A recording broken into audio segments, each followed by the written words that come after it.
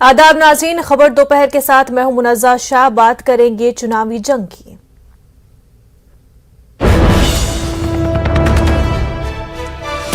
इस वक्त एक बड़ी खबर सामने आ रही है। आपको बड़ी खबर बता दें, यूक्रेन बहरान के तनाजुर में हिंदुस्तान ने एडवाइजरी जारी की है। हिंदुस्तानी शहरियों से आर्जी तौर पर यूक्रेन छोड़ने की अपील की गई है। खास तौर पर तुलबा से यूक्रेन छोड़ने की अपील की गई है।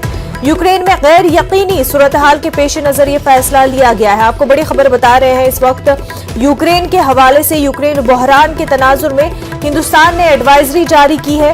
हिंदुस्तानी शहरियों से आर्जी तौर पर यूक्रेन छोड़ने की अपील की गई है। खास तौर पर तुलबा से यूक्रेन छोड़ने की अपील की गई है। यूक्रेन में गैर यकीनी सूरत हाल के पेश नजर ये फैसला लिया गया है। यूक्रेन में बहरान जारी है और इस तनाजुर में हिंदुस्तान ने ये एडवाइजरी जारी की है। रूस की जानिब से जंग का खतरा बरकरार है यूक्रेन पर। ऐसे में ये फैसला हिंदुस्तान की जानिब से ये लिया गया है कि हिंदुस्तानी शहरी आर्जी तौर पर यूक्रेन छोड़े, इस तरह की अपील की जा रही है। खास तौर पर तुलबा से ये अपील की जा रही है कि यूक्रेन छोड़े। यूक्रेन में गैर यकीनी सूरत हाल के पेश नजर ये फैसला लिया गया है।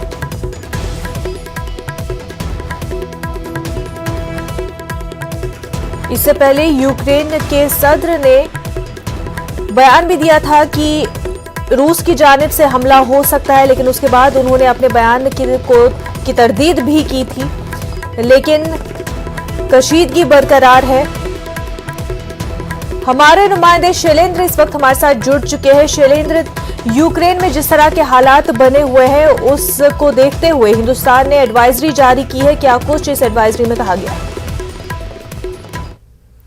हालात बने हुए हैं और अमेरिकी इंटेलिजेंस एजेंसी का यहां तक कहना है कि 16 तारीख यानी कि कल रशिया यूक्रेन पर हमला कर सकता है। इसी बीच इंडियन एम्बेसी की तरफ से एक एडवाइजरी जारी की गई है जो कीव में हमारी एम्बेसी है, जिसमें स्टूडेंट से कहा गया है, खासतौर से स्टूडेंट्स वहां पर है यूक्रेन में, करीब 20,000 स्टूडेंट्स यूक्रेन में अलग अलग कोर्सेज में पढ़ाई कर रहे हैं, खासतौर से मेडिकल और इंजीनियरिंग में।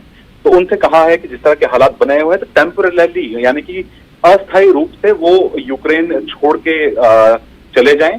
और ये भी कहा गया है कि जो लोग जो भारतीय यूक्रेन यात्रा की का प्लानिंग कर रहे हैं उनको भी फिलहाल अवॉइड करना चाहिए हालात को देखते हुए। और वहीं ये भी कहा गया है कि जो भी इंडियन नेशनल वहां पर मौजूद हैं वो एम्बेसी के साथ टच में बने रहें, संपर्क में बने रहें, ताकि एम्बेसी उनको जब भी जरूरत पड़े उनसे संपर्क साध सके। और वहीं ये भी कहा जा रहा है कि एम्बेसी फिलहाल वहां पे काम कर रही है।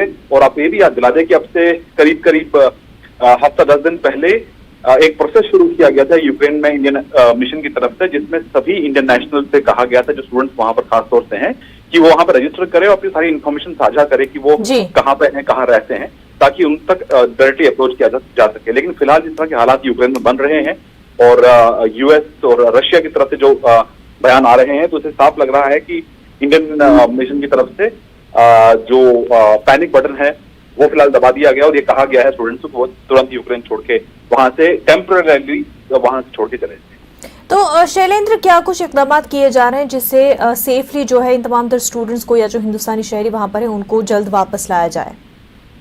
देखिए, सबसे पहले समझने वाली बात यह है कि जो एडवाइजरी जारी की गई है वो उस वक्त में जारी की गई है जबकि वहां पर जंग की आहट बताई जा रही है यूक्रेन में। वहां पर अभी फ्लाइट नॉर्मल चल रही हैं, एयरपोर्ट नॉर्मल फंक्शन कर रहे हैं।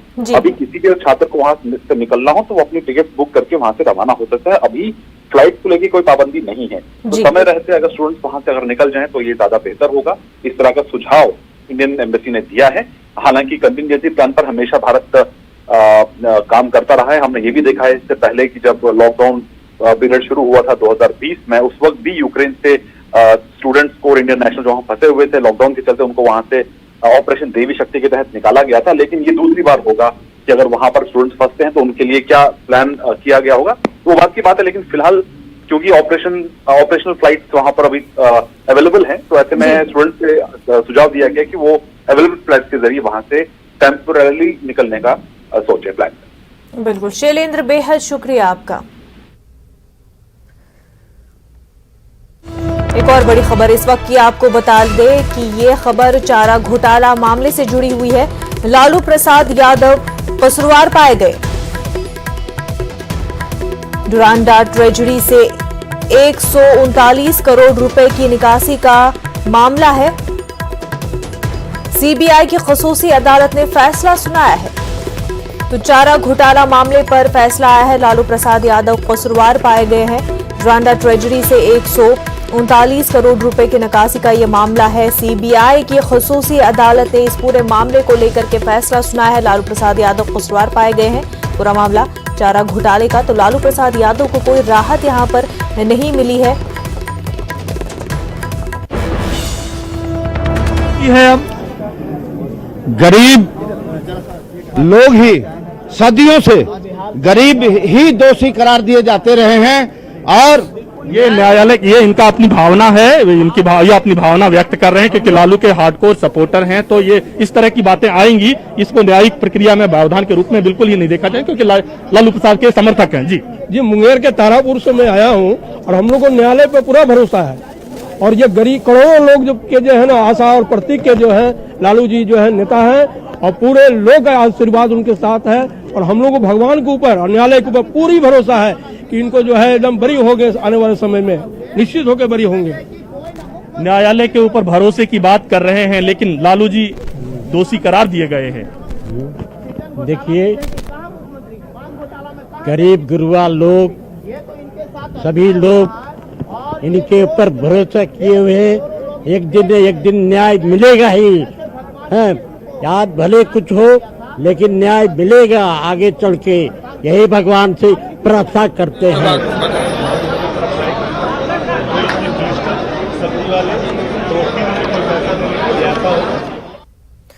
तो चारा घोटाला मामले को लेकर के लालू प्रसाद यादव कसूरवार पाए गए हैं। डुरांडा ट्रेजरी से 139 करोड़ रुपए की निकासी का ये मामला है। सीबीआई की खसूसी अदालत ने फैसला सुनाया है।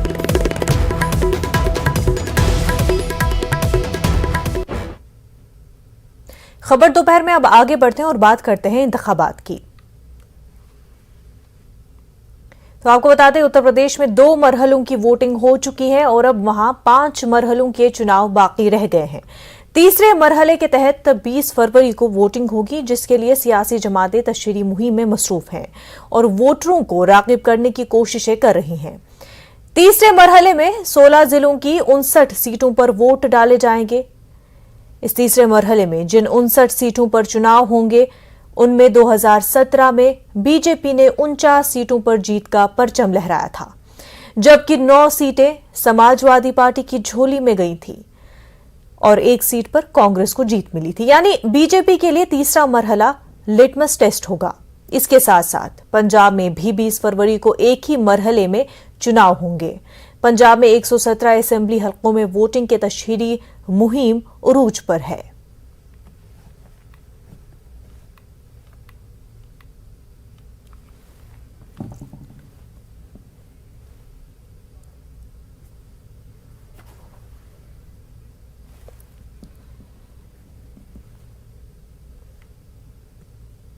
तो इंतखाबात की तैयारियां जोरों शोरों पर है।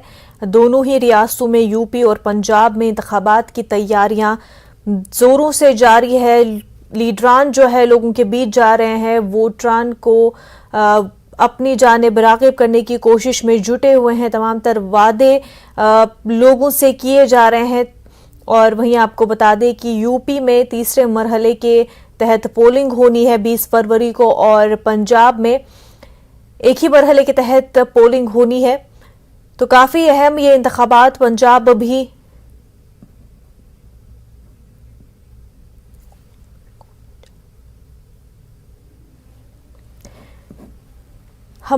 हमारे नुमाइंदे सुमित और हमारे नुमाइंदे मनोज इस वक्त हमारे साथ जुड़ चुके हैं। सुमित, आप इस वक्त कहां से हमारे साथ जुड़े हुए हैं और मनोज आप से भी जानना चाहेंगे कि आप किस वक्त कहां से जुड़े हुए हैं। और मनोज, सबसे पहले आपसे जानना चाहेंगे कि इंतखाबात के हवाले से क्या कुछ तैयारियां देखने को मिल रही है, किस तरह का माहौल देखने को मिल रहा है?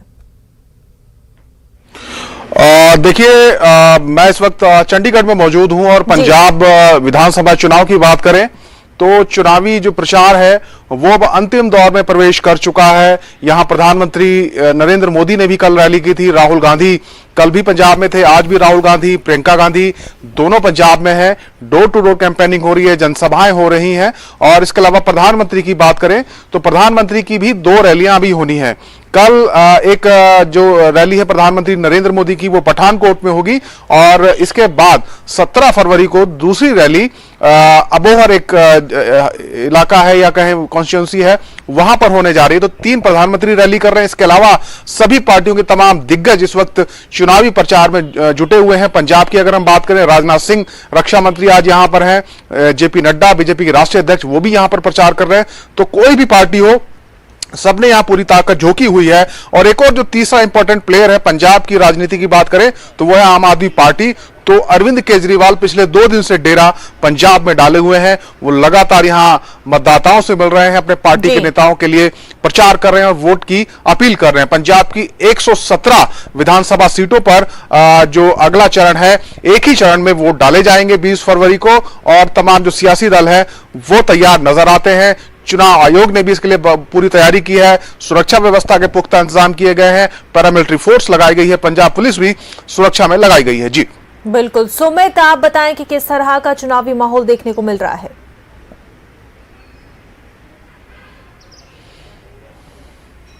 में तीसरे चरण में 20 फरवरी को मतदान होना है। 16 जनपद में मतदान होना है सभी विधानसभा सीटों पर। अब मैं आपको हाथरस की बात बताऊं तो हाथरस में 3 विधानसभाएं हैं। तीनों विधानसभाओं में पिछली बार 2 भाजपा का और 1 बसपा का कैंडिडेट जीता था। अब प्रेजेंट की बात करते हैं तो फिलहाल चुनाव आयोग ने पुख्ता इंतजाम किए हैं। यहाँ पर आज कल उत्तर प्रदेश के मुखिया सीएम योगी आदित्यनाथ ने यहाँ पर जनसभाओं को संबोधित किया था तीनों विधानसभाओं में। आज आरएलडी के मुखिया जयंत चौधरी सादाबाद विधानसभा में संबोधन कर रहे हैं। कल राजनाथ सिंह यहां पर चुनाव सभा को संबोधित करेंगे। चुनाव को देखते हुए माहौल फिलहाल गर्म है। भाजपा की तरफ से डोर टू डोर कैंपेन लगातार जारी है। कल भी स्वतंत्र देव सिंह ने जनपद हाथरस में डोर टू डोर कैंपेन किया था। इलेक्शन कमीशन ने पूरी व्यवस्थाएं की है। पैरामिलिट्री फोर्स की भी तैनाती की है। लोकल पुलिस फोर्स भी पूरी तरह से तैनात है। सभी बूथों को सभी तरह से तैयार किया जा रहा है। ईवीएम मशीनों की चेकिंग की जा रही है।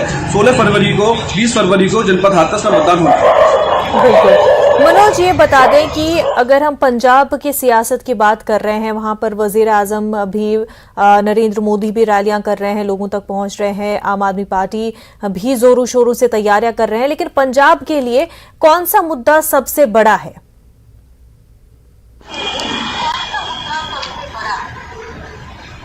पंजाब में आज की तारीख में जो सबसे अहम इशू है वो है नशे का। ड्रग्स एक बहुत बड़ी समस्या है और इसी मुद्दे को लेकर तमाम पार्टियां वादे कर रही हैं, लोगों तक पहुंच रही हैं। कल प्रधानमंत्री नरेंद्र मोदी ने बेहद मार्मिक अपील मंच से की जब वो जालंधर में रैली कर रहे थे।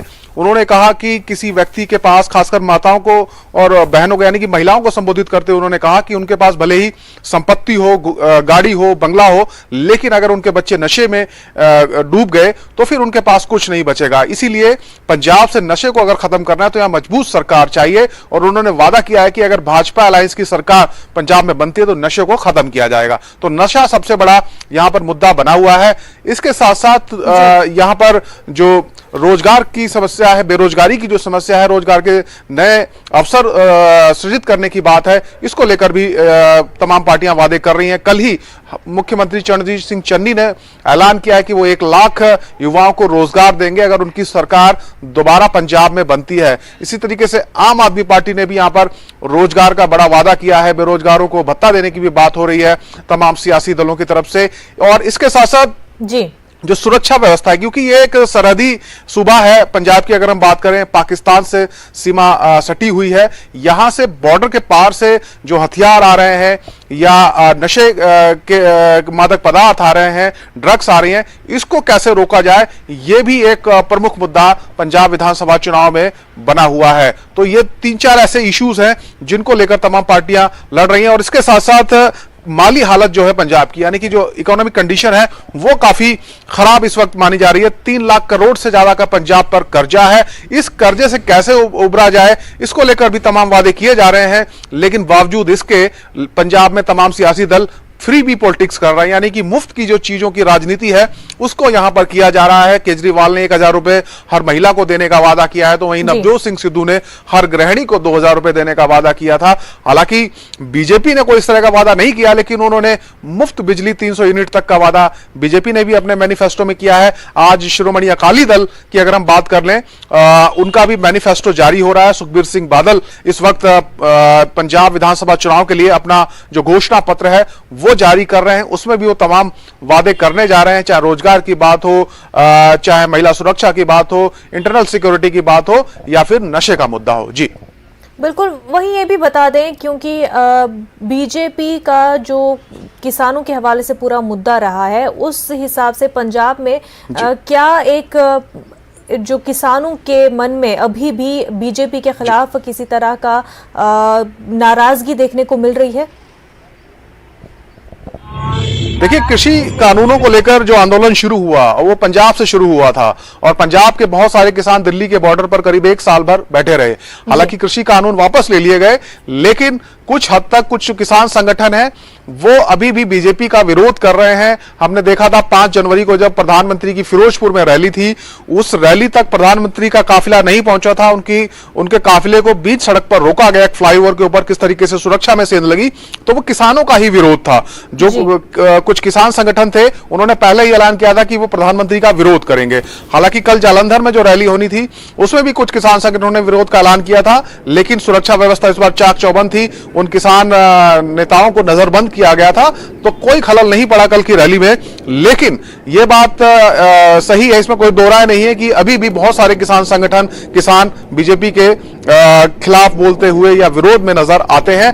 लेकिन अब खुद किसान यहां पंजाब में चुनाव लड़ रहे हैं। जो संयुक्त किसान मोर्चा के करीब 22 संगठन थे, उन्होंने अपने एक राजनीतिक दल बनाया है। गुरनाम सिंह चढ़ूनी ने अपनी एक पार्टी बनाई है और वो चुनाव में लड़ रहे हैं। तो उनको लगता है कि जो किसान है वो उनको वोट करेंगे, तो ये बीजेपी के फायदे के लिए भी बात हो सकती है, क्योंकि जो किसान का एंटी वोट पड़ना था वो अब ये जो किसान संगठन है जो राजनीति में उतरे हैं ये उनका वोट काट सकते हैं। तो कई सियासी समीकरण यहां पर उलझे हुए हैं, लेकिन किसान भी ये पंजाब में चुनावी मैदान में उतर आया है। जी, तो किसान जो कहीं ना कहीं एक अल्टरनेटिव पार्टी के तौर पर आ रहे थे, वो हो सकता है कि बीजेपी को ही उल्टा फायदा पहुंचा दे। संदीप सविता भी हमारे साथ कानपुर से जुड़ चुके हैं। संदीप, आपके पास जरूर आएंगे, लेकिन उससे पहले सुमित ये बता दें कि हाथरस जो है काफी हसास रहा है और सुर्खियों में रहा है। ऐसे में किस तरह से बीजेपी वहां पर चुनाव कर रही है? क्या कुछ लोगों से रैलियों में डोर टू डोर कैंपेनिंग में वादे किए जा रहे हैं?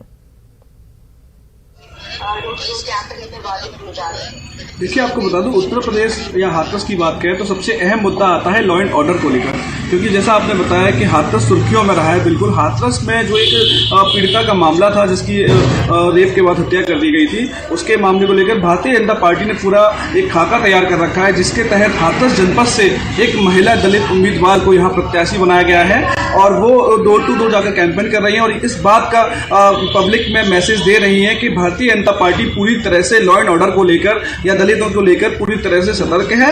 और इसी क्रम में वो सब लोगों को बता रही है कि भारतीय जनता पार्टी किस तरह से दलितों के विकास के लिए लगातार काम कर रही है।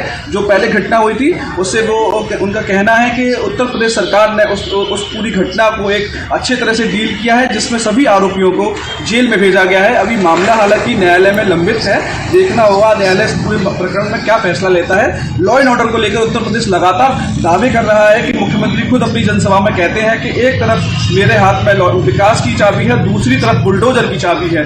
जहां भी जहां अपराध होगा उत्तर प्रदेश में, वहां उसके घर पर बुलडोजर चलाया जाएगा और उसको सलाखों के पीछे भेजा जाएगा। किसी भी तरह से लॉ एंड ऑर्डर को लेकर कहीं भी ऑर्डर खराब नहीं होने दिया जाएगा। जी बिल्कुल, और ये बता दें कि ऑपोजिशन पार्टियां किस तरह से काउंटर कर रही है बीजेपी को हाथरस में?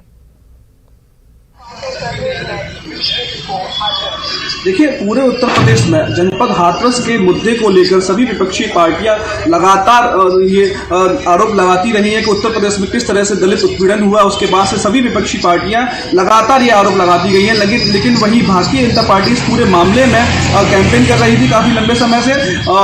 पीड़ित को भी काफ़ी तरफ से इन्होंने सहायता की है और दूसरी तरफ से इसमें कहेंगे तो जो उम्मीदवार जो उतारा गया है भारतीय जनता पार्टी की तरफ से वो दलित उम्मीदवार है और ये आश्वासन पूरी तरह से जनता को दिया जा रहा है पूरे उत्तर प्रदेश में कि हम कहीं भी दलित विरोधी नहीं है और दलितों को सबसे ज्यादा लाभ भारतीय जनता पार्टी दे रही है इस समय। अगर आप डोर टू डोर बात करेंगे तो अभी स्वतंत्र देव सिंह भी कल दलित परिवार में ही जाकर उन्होंने उनके घर पर ही जाकर भोजन किया था। ये पूरी तरह से भारतीय जनता पार्टी कैंपेन कर रही है। उनका हर एक कार्यकर्ता से लेकर हर एक पदाधिकारी डोर टू डोर दलितों के घर जाकर इस बात का उनको आश्वासन दिला रहा है कि भारतीय जनता पार्टी उनकी पार्टी है। जी बिल्कुल। संदीप हमारे साथ बने हुए हैं। संदीप, ये बता दें कि कानपुर में कैसा चुनावी माहौल देखने को मिल रहा है? देखिए मुनिजा, जिस तरह से कानपुर की बात की जाए तो कानपुर में 10 विधानसभा सीटें हैं और 10 विधानसभा सीटों में 2017 की बात की जाए तो यहाँ पर 7 विधानसभा सीटों में बीजेपी ने जीत हासिल की थी। 3 विधानसभा सीटें जहाँ पर बीजेपी को हार मिली थी। इस बार यहाँ पर पूरा जोर लगा दिया है बीजेपी ने। यहाँ पर आज Amit Shah door to door campaign करेंगे और जनसंपर्क करेंगे लोगों के साथ। आर नगर विधानसभा सीट और सीसामऊ विधानसभा सीट। सीसामऊ विधानसभा सीट की बात की जाए तो यहाँ पर हाजी इरफान सोलंकी जो विधायक हैं लगातार 3 बार जीत चुके हैं, चौथी बार वो मैदान में हैं। तो वहीं यहाँ पर मौजूदा एमएलसी सलील बिश्नोई को मैदान में उतारा गया है। छावनी विधानसभा सीट की बात की जाए तो यहाँ पर भी कुछ ऐसे ही सूरत हाल है, क्योंकि जिस तरह से यहाँ पर मुस्लिम वोटरों की बात की जाए तो उनकी तादाद तकरीबन 55% है। तो इसलिए यहाँ पर बीजेपी को छोड़कर सभी दलों ने मुस्लिम प्रत्याशी उतारे हैं। तो कहीं ना कहीं ये सीट बड़ी इंटरेस्टिंग होगी। वहीं आर नगर विधानसभा सीट की बात की जाए तो यहाँ पर अमिताभ बाजपेयी जो कि पिछली बार गठबंधन के प्रत्याशी थे, उन्होंने जीत हासिल की थी। तो बीजेपी की कहे तो इन 3 सीटों पर ज्यादा फोकस है उनका। वहीं कानपुर से जुड़े जो जिले हैं उनकी बात की जाए, कानपुर देहात में 4 विधानसभा सीटें हैं। पिछली बार यहाँ पर चारों विधानसभा सीटों पर बीजेपी ने जीत हासिल की थी। वहीं उन्नाव की बात की जाए तो उन्नाव में 6 विधानसभा सीटें हैं। यहाँ पर 5 विधानसभा सीटों पर बीजेपी ने जीत हासिल की थी। यहाँ की सबसे इंटरेस्टिंग उन्नाव की जो बात है, उन्नाव में जो बांगरमऊ सीट है, यहाँ पर कुलदीप सिंह सेंगर यहाँ पर विधायक थे जो रेप के आरोप में जेल में हैं। उस सीट पर भी चुनाव काफी इंटरेस्टिंग होगा। जी मुनिजा। बिल्कुल संदीप, ये बता दें कि कौन सी जो है सबसे ज्यादा इंपॉर्टेंट सीट रहेगी, वीआईपी सीट जिसे हम कहते हैं, जहां पर कड़ी टक्कर देखने को मिलेगी? देखिए मुनिजा, मैंने जैसा कि आपको बताया कि 3 विधानसभा सीटें ऐसी हैं कानपुर में जहां पर बीजेपी को हार मिली थी। वहीं एक सीट ऐसी भी है महाराजपुर विधानसभा सीट, जहां पर सतीश महाना वहां पर जो है चुनावी मैदान में है बीजेपी की तरफ से। वो 7 बार से विधायक हैं, इस बार 8वीं बार मैदान में हैं। जिस तरह से वो छावनी से 5 बार जीते थे और महाराजपुर से मौजूदा विधायक हैं। तो वहां पर हालांकि सभी दलों के जो प्रत्याशी हैं वो इतना वीआईपी नहीं है, क्योंकि वो लगातार विधायक रहे हैं सतीश महाना। इसलिए जो मौजूदा जो लड़ाई की बात करें तो सबसे कड़ी टक्कर यहाँ पर सीसामऊ विधानसभा में होगी, क्योंकि यहाँ पर सपा से बागी हुए हाजी सुहेल भी चुनावी मैदान में है। जिस तरह से वो इरफान को सीधी टक्कर दे रहे हैं, उसके साथ ही सलील बिश्नोई जो कि मौजूदा एमएलसी हैं सीसामऊ विधानसभा से, वो भी इस मैदान में है। तो कहीं ना कहीं सीसामऊ विधानसभा का जो चुनाव हो त्रिकोणीय होता नजर आ रहा है। जी मुनिजा। बिल्कुल। मनोज, ये बता दें कि आप जो है काफी प्रॉमिसिंग प्रोस्पेक्टस लेकर पंजाब आती है और अरविंद केजरीवाल जिस तरह से तशहीर करते हैं दिल्ली का मॉडल सामने रखते हुए, और ये दावा भी किया जा रहा है आपकी जानिब से कि ग्राउंड मजबूत है आपका पंजाब में। लेकिन जहां पर एक तरफ कांग्रेस है, बीजेपी इतनी जोरों शोर से तशहीर कर रही है और फार्मर्स भी अपना यूनिटी दिखा रहे हैं, ऐसे में आपके की जो सिचुएशन है वो कैसी देखने को मिल रही है?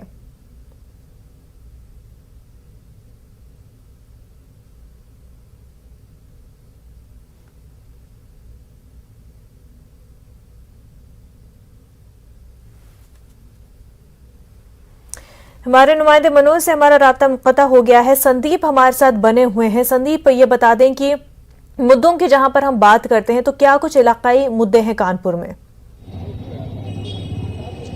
देखिए मुनिजा, जिस तरह से मुद्दों की बात की जाए तो वही इलाकाई मुद्दे हैं, सड़क, पानी और बिजली, जिसको लेकर हर विधानसभा में यहाँ पर आवाज उठती रही है। मौजूदा विधायक रहे हैं, कई मौजूदा विधायक जो हैं बीजेपी के जो हैं उनका विरोध भी है। तो कहीं ना कहीं कई सीटों पर इस तरह के भी कयास लगाए जा रहे हैं कि जो मौजूदा विधायकों को टिकट दिया गया है वहां से बीजेपी को कम आंका जा रहा है। तो कहीं ना कहीं दूसरे प्रत्याशियों का वहां पर बल बढ़ रहा है। तो जिस तरह से जो मुद्दे थे, वो जो इलाकाई मुद्दे थे वो पूरे नहीं हुए, इस वजह से मौजूदा विधायकों को दिक्कतों का सामना करना पड़ सकता है चुनावों में। कई जगह तो शहरों में इस तरह की तस्वीरें सामने आई हैं जहां पर बोर्ड लगा दिए गए हैं, इलाकाई लोगों ने बोर्ड लगा दिए हैं कि विकास नहीं तो वोट नहीं। तो इस तरह के मुद्दे सामने आए हैं। लेकिन 3 सीटें जहां पर अगर छावनी विधानसभा सीट की बात की जाए तो वहां पर टेंडरी का बहुत बड़ा एक हब है जो पूरे कानपुर, पूरे दुनिया में जाना जाता है कि वहां पर चमड़े का काम होता है। लेकिन वहां पर जो गठबंधन के जो विधायक थे, सुहेल अख्तर अंसारी जो कांग्रेस से विधायक थे, उन्होंने अपने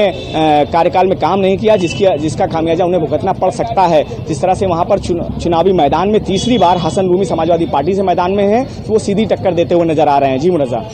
संदीप, ये तो इलाकाई मुद्दे हुए। अब जब हम रैलियों की बात करते हैं तो रैलियों में कौन सा मुद्दा या कौन सा नैरेटिव सबसे ज्यादा बुलंद होता है?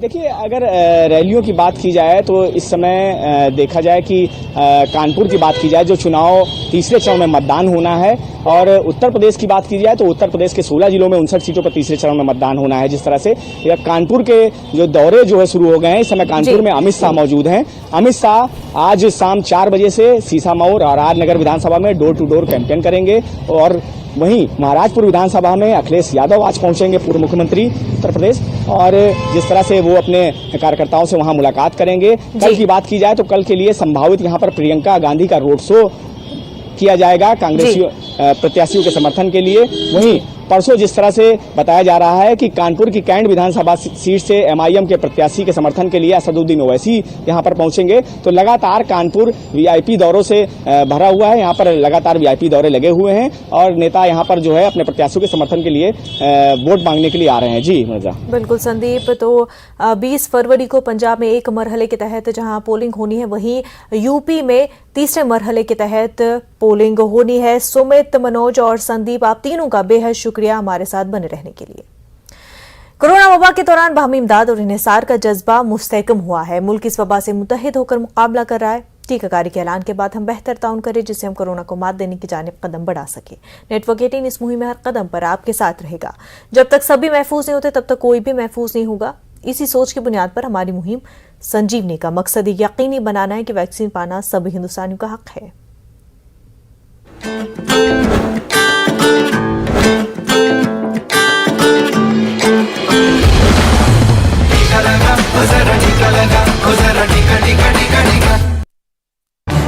इस न्यूज हेडलाइंस के प्रायोजक पेट सफा आयुर्वेदिक जून।